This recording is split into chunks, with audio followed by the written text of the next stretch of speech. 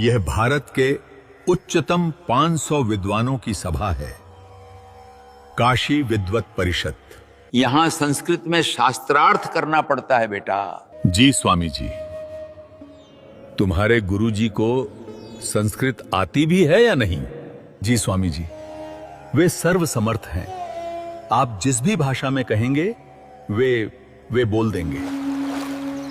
सन 1957 काशी के विद्वानों को यह समाचार मिला कि एक संत ने चित्रकूट और कानपुर में आयोजित 2 संत सम्मेलनों में चारों वेद और 6 शास्त्रों का समन्वय करते हुए अद्वितीय प्रवचन दिए।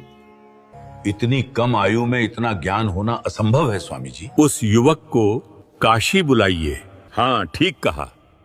यहां हम उसके ज्ञान और भक्ति की परीक्षा लेंगे।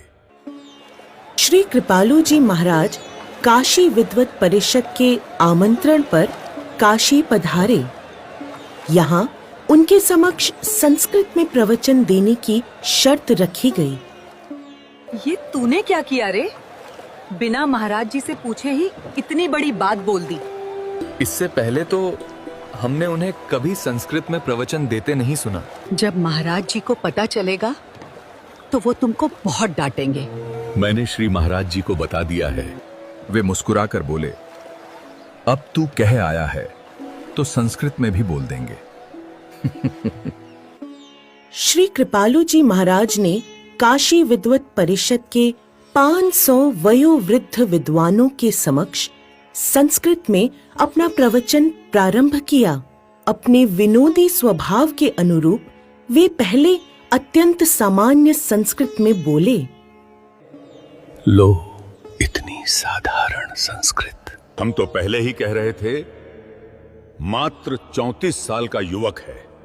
हाँ, इतनी कम आयु में शास्त्रों और वेदों का गंभीर ज्ञान होना संभव ही नहीं है। परंतु यह क्या, हर थोड़ी देर में वे अपनी संस्कृत का स्तर बढ़ाते गए।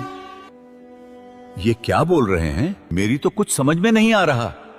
यह वैदिक संस्कृत है। हम में से केवल 4-5 विद्वान ही इसे समझ सकते हैं।